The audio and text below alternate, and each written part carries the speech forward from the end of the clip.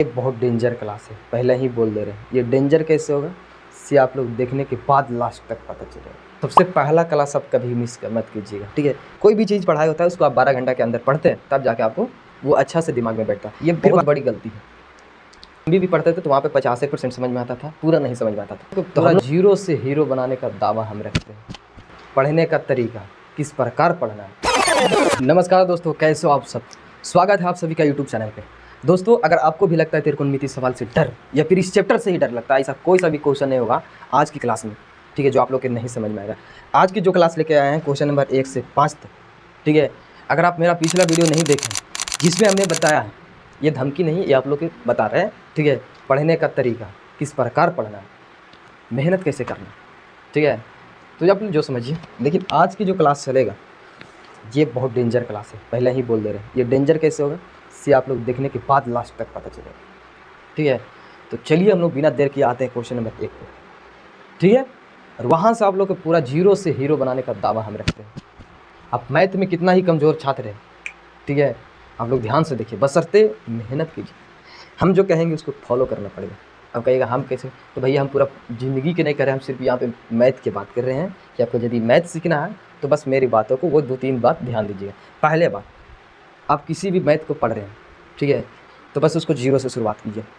आप मान के चलिए त्रिकोणमिति सवाल को ये ज्वाइन किए, क्लास हमको पढ़ना है, त्रिकोणमिति चैप्टर स्टार्ट होता है, तो सबसे पहला क्लास आप कभी मिस मत कीजिएगा। मेन इंपॉर्टेंट वही रहता है, क्योंकि वहाँ पे आप लोग को बताया जाता है कि आखिर ये होता क्या है, होते कैसे, ये चीज़ बताया जाता है, ठीक है। दूसर के कि आप सबसे पहले जो चीज़ सर पढ़ाते हैं, कोई भी पढ़ाते हैं, उसको आप घर पे एक बार जाके ज़रूर अपने खुद से पढ़िए, ठीक है। ये हो गया खुद से पढ़ने का मतलब है कि आप जब खुद से पढ़िएगा, ठीक है, तो सीधा सीधा आप लोग के दिमाग में बैठ जाएगा, ठीक है। कोई भी चीज़ पढ़ाई होता है उसको आप 12 घंटा के अंदर पढ़ते हैं, तब जाके आपको वो अच्छा से दिमाग में बैठता है। फिर 12 घंटा के बाद पढ़ने के बाद पूरा 2 दिन के बाद पढ़िए, 2-3 दिन के बाद फिर उसको 1 दिन और पढ़िए, मतलब वो उसको दिमाग से उतरने नहीं दीजिए।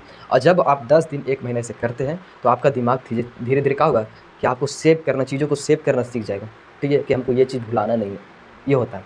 दूसरी बात कि जो भी क्लास में या जो भी सवाल कराते हैं सर, ठीक है, आप उसको अपने से कीजिए।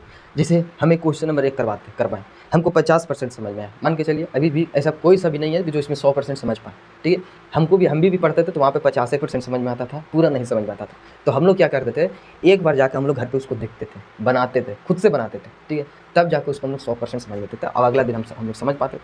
इतना करिएगा, ठीक है। और उसके बाद क्या करना है, फिर ये सवाल किए, फिर आप सवाल को धीरे धीरे आप समझना शुरू कीजिएगा, क्योंकि आप लोग वैसा क्वेश्चन को कर पाइएगा और सेम क्वेश्चन वैसा ही आएगा, ठीक है। जैसे फिर सेम ऐसा क्वेश्चन आएगा जो आप लोग से नहीं बन रहा है, मतलब वैसा ही रहेगा, सिर्फ अंक चेंज रहेगा। तो धीरे धीरे आप लोग धीरे धीरे क्या हो रहे हैं, तो क्वेश्चन को समझ पा रहे हैं, सेम क्वेश्चन को बना पा रहे हैं। जब सेम क्वेश्चन को बनाने सीख जाएगा तो डिफरेंस क्वेश्चन भी आएगा तो आप लोग कर पाइएगा, ऐसे होता है, ठीक है।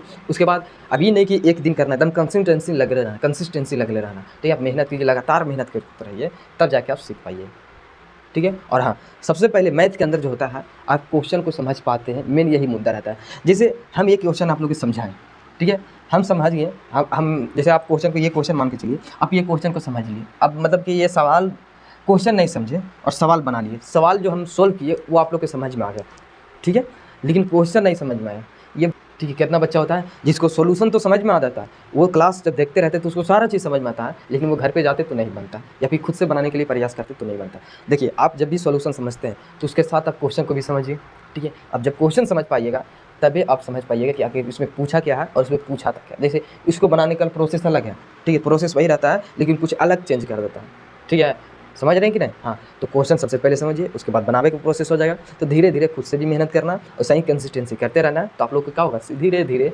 लगातार 1 महीना मेहनत कीजिए, तब जाके आप मैथ को अच्छा से सीख पाइएगा और अच्छा परफॉर्मेंस कीजिएगा और अच्छा मैथ में रिजल्ट दीजिएगा, ठीक है।